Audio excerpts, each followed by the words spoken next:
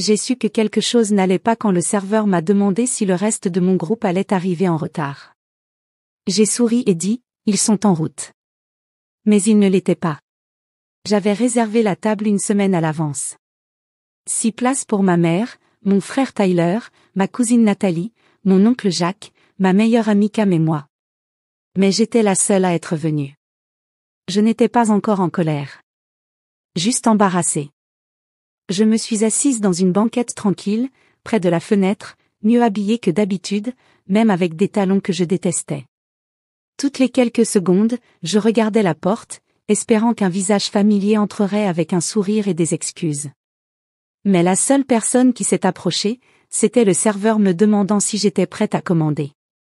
Au fil des minutes, j'ai défilé mes emails, ouvert Instagram, répondu à des messages sur Slack, tout pour éviter de ressembler à la femme qu'on venait de poser un lapin, par sa propre famille. Ping. Un message de ma mère. Je l'ai ouvert, m'attendant à une excuse. À la place, j'ai lu. Tu n'es pas vraiment une priorité en ce moment. On se verra bientôt. Profite de ton dîner. Je l'ai relu, comme si les mots allaient se réarranger en quelque chose de moins cruel. Mais non. Pas de désolé. Pas de félicitations. Juste un rejet calme, enveloppé de fausses gentillesses. Le restaurant bourdonnait de rires, de verres qui s'entrechoquaient, de chansons d'anniversaire. Et moi, avec mon vin, mon silence, et 6 chaises vides. Je ne le savais pas encore, mais ce message confirmait enfin ce que j'avais refusé de voir depuis des années. Je ne faisais jamais vraiment partie de la fête. J'étais juste celle qu'on attendait pour la payer. Cette nuit-là, assise sur mon lit, toujours en talons, dans le noir, je fixais ce message. Tu n'es pas vraiment une priorité. Il résonnait, et soudain tout le reste aussi. Les anniversaires oubliés. Le loyer de Nathalie que j'avais payé sans un merci. Les nuits où Tyler appelait à 1h du matin, paniqué parce qu'une autre de ses startups avait échoué. Je n'étais pas seulement négligée. On me vidait peu à peu. Après la mort de notre père, tout s'était effrité lentement. Au début, ça ne me dérangeait pas d'aider.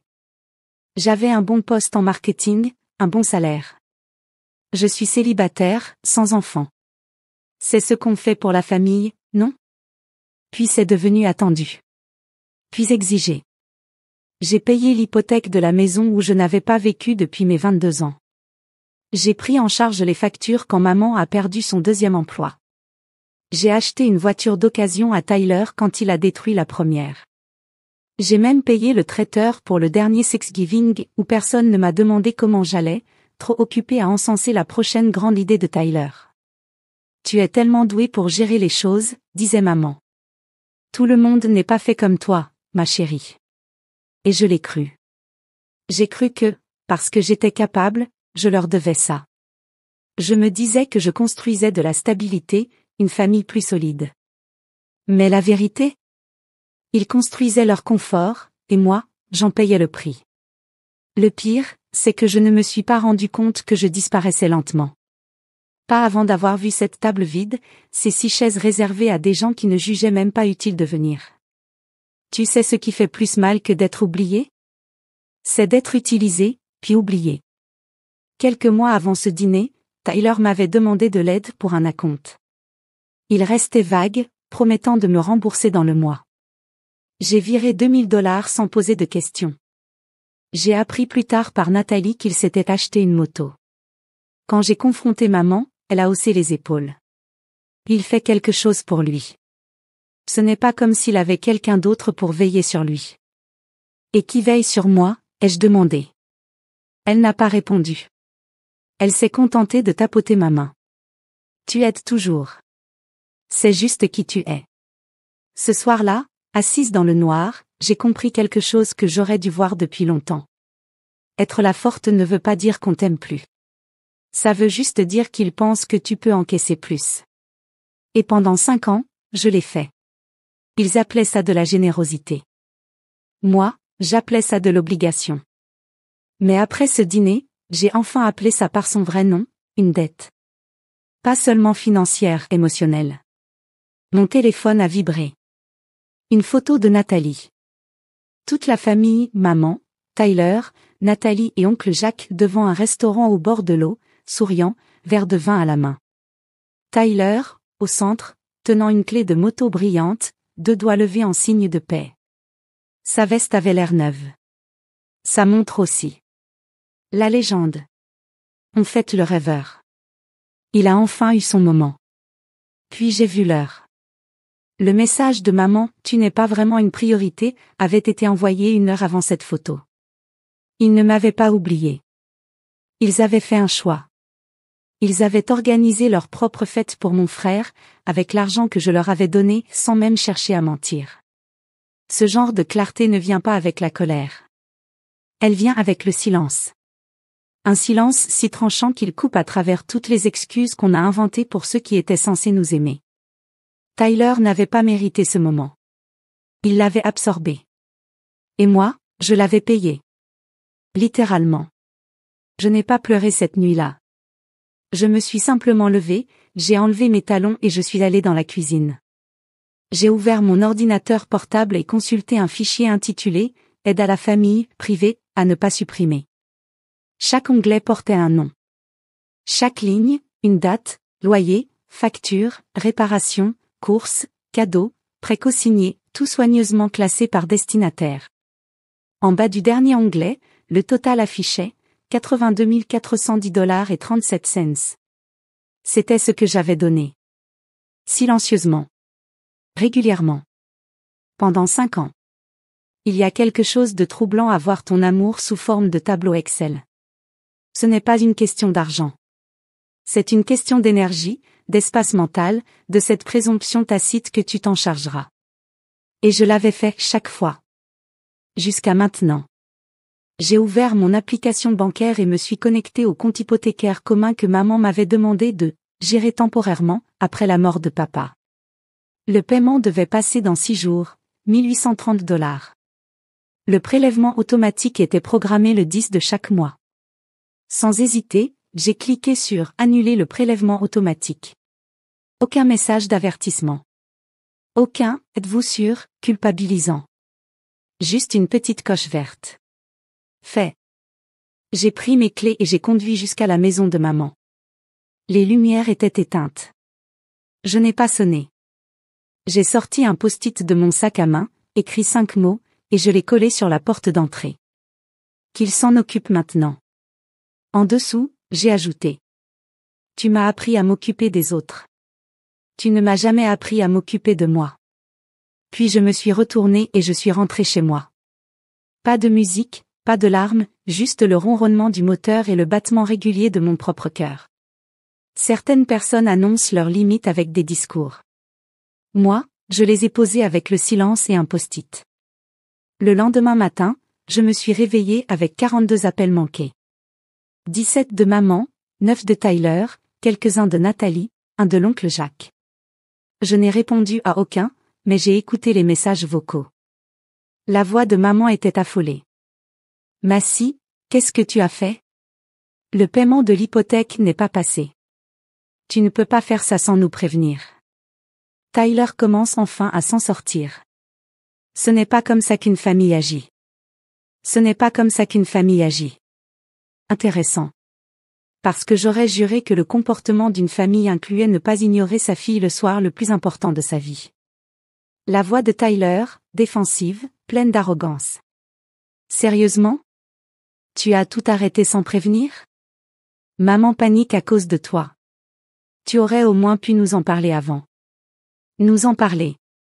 Comme ils m'en ont parlé avant d'organiser une fête à laquelle je n'étais même pas invitée?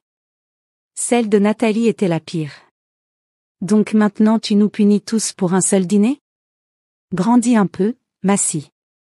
Tu fais toujours la martyre. Tyler travaille dur, lui aussi. Il a enfin un moment de réussite, et tu trouves encore le moyen d'en faire une histoire sur toi. Un dîner. Comme si tout se résumait à ça. Pas les années de travail invisible. Pas les anniversaires passés seuls. Pas le fait qu'ils ne m'ont jamais célébré, mais se sont toujours célébrés eux-mêmes, avec mon argent. Personne n'a dit désolé. Personne n'a demandé si j'allais bien. Ils se souciaient seulement d'une chose, que quelque chose avait cessé de fonctionner.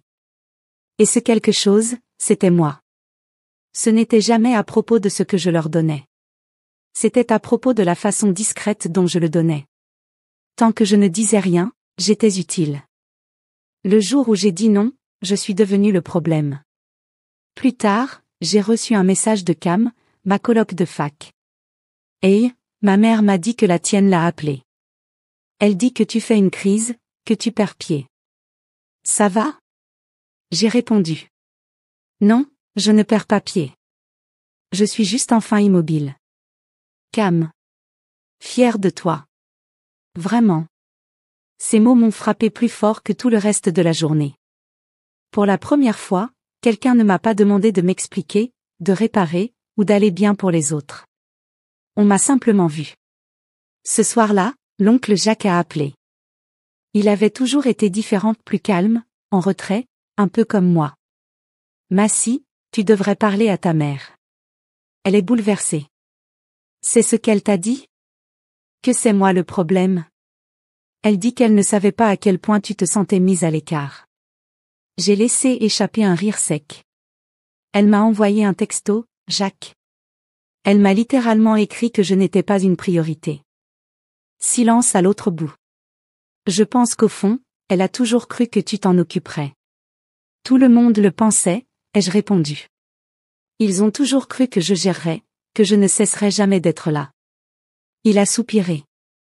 Tu n'as jamais été la faible. Tu étais juste trop généreuse. Cette phrase m'est restée. La première fois que quelqu'un de ma famille disait la vérité sans la tordre. Pour la première fois depuis que tout s'était effondré, j'ai ressenti quelque chose qui ressemblait à du soulagement. Quelqu'un m'avait enfin vu. 3 jours plus tard, maman est arrivée chez moi. Sans prévenir. Quand j'ai ouvert la porte, elle était là, un grand sac à la main et une vieille photo de moi à 6 ans, déguisée en tournesol pour la pièce de maternelle. Je me suis écartée. Elle est entrée lentement, observant l'appartement. Aucune photo de famille. Aucun souvenir encadré. Aucune trace d'elle. Tu as refait la déco, dit-elle doucement. J'ai enlevé ce qui n'avait pas sa place, ai-je répondu. Elle s'est assise au bord du canapé, serrant la photo. On va perdre la maison. J'ai hoché la tête. Je m'en doutais. Tu peux encore arrêter ça. Un simple appel à la banque et... Non, ai-je coupé. Je n'appellerai pas la banque. Je ne ferai pas le paiement. C'est fini. Son visage s'est durci. Massy, ce n'est pas qu'une question d'argent. C'est une question de famille. Non, ai-je répété. C'est exactement une question d'argent. Parce que c'est tout ce que j'ai toujours été pour vous. Ce n'est pas juste. Tu m'as envoyé un message le soir de mon dîner de promotion pour me dire que je n'étais pas une priorité pendant que tu célébrais Tyler et sa moto que j'ai partiellement payée. Tu n'as même pas fait semblant d'être désolé. Tu ne m'as pas demandé si je suis bien rentrée. Tu as attendu que le paiement de l'hypothèque échoue pour commencer à t'en soucier. Il baissa les yeux. Je n'avais pas réalisé tout ce que tu couvrais. C'est bien ça, le problème. Tu ne voulais pas le réaliser. Tu voulais que je continue à tout faire en silence. Elle secoua la tête. Tyler n'est pas comme toi. Il a besoin de plus d'aide. Non, dis-je calmement. Il a besoin de conséquences. C'est ton frère. Et je suis ta fille. Silence. Je ne voulais pas croire que tu pourrais simplement partir, dit-elle. Je ne suis pas partie, répondis-je. J'ai juste cessé d'être utilisée. Ses mains se crispèrent sur la photo. Je voyais dans ses yeux qu'elle cherchait encore une de ses vieilles armes, la culpabilité, la tristesse, la diversion. Mais rien ne prenait. Qu'est-ce qu'on est censé faire maintenant, demanda-t-elle. Je ne sais pas trouver une solution. Comme je l'ai fait. Comme les adultes le font. Elle me regarda longuement. À cet instant, je ne vis plus une mère, mais une femme qui s'était si longtemps appuyée sur la force de sa fille qu'elle en avait oublié qu'elle devait être forte elle aussi. Finalement, elle se leva, prit son sac. À la porte, elle se retourna. C'est vraiment la fin, demanda-t-elle. Je pensais aux anniversaires passés seuls. Aux appels qui ne venaient que quand quelque chose cassait. À ce cycle sans fin de donner sans jamais être vu. C'est la fin de moi qui prétend que c'était de l'amour, répondis-je doucement. Elle hocha la tête, ouvrit la porte et partit. Pas de cri. Pas de clôture. Juste le silence. Et pour une fois, il ne sonnait pas vide. Il sonnait juste. Le lendemain matin, je vérifiai le compte hypothécaire partagé. Aucun paiement. Personne n'avait même essayé. Ils attendaient que je cède, comme toujours. À midi, le groupe familial s'illumina. Nathalie renomma la conversation 3 fois, urgence, crise hypothécaire, chat d'unité familiale. Je la mis en sourdine. Sauf une fois, pour lire le message d'oncle Jacques. Je les avais prévenus que ça arriverait. Tu n'étais pas la faible. Juste trop généreuse. J'en fis une capture d'écran. Je la sauvegardai. Parfois, une seule ligne de lucidité peut servir d'armure. 2 jours plus tard, la banque appela. Nous avons remarqué que les 2 derniers paiements hypothécaires n'ont pas été effectués. Y a-t-il une raison? Je ne suis pas la personne responsable. Je me suis retiré du titre il y a 3 ans. J'aidais de manière volontaire. Mais la propriétaire vous a désigné comme contact financier. Elle a dit que c'est toujours vous qui vous en occupiez. Bien sûr qu'elle l'a dit. Ne rien dire. Ne rien faire. Attendre que le filet me rattrape encore. Je crains que ce ne soit plus le cas, répondis-je. Elle me remercia poliment et raccrocha. Ce soir-là, Tyler se pointa sur le parking avec sa moto noire brillante, des lunettes de soleil à 18h, arpentant le sol en parlant fort au téléphone. Je ne descendis pas.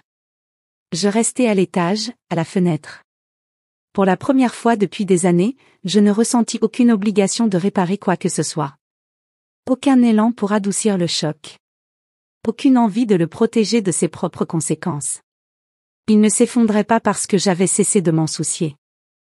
Il s'effondrait parce qu'il n'avait jamais appris à tenir debout sans s'appuyer sur moi. Le lendemain, c'était jour de paix. Et pour la première fois depuis des années, mon compte ne montrait pas une énorme déduction pour couvrir le toit de quelqu'un d'autre. Aucun paiement hypothécaire. Aucun virement d'urgence familiale.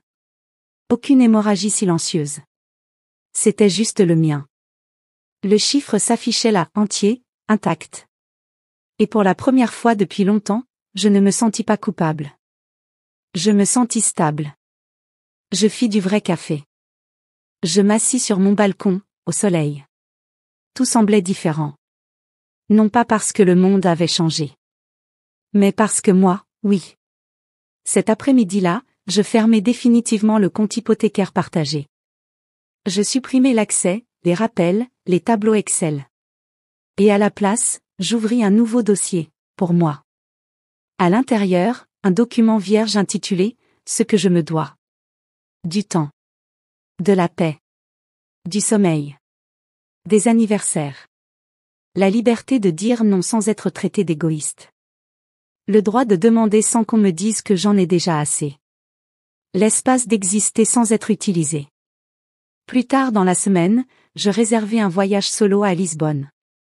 J'achetai une veste en cuir que j'avais essayée 6 fois sans jamais oser la prendre. Je m'inscrivis à un atelier d'écriture le week-end. Je ressortis le roman à moitié fini que j'avais abandonné il y a 5 ans. Page après page, je me rappelais ce que ça faisait d'être à moi-même. Mon téléphone vibra, encore un numéro inconnu. Je ne répondis pas. Je savais déjà ce qu'il contenait, culpabilité, panique, manipulation enrobée de politesse. Alors je posai le téléphone, face contre table. Je versai du thé. Et je continuai d'écrire. Certaines personnes perdent leur famille en s'éloignant. Moi, je l'ai perdu le jour où ils ont décidé que je n'étais pas une priorité. Tout ce que j'ai fait, c'est enfin être d'accord avec eux.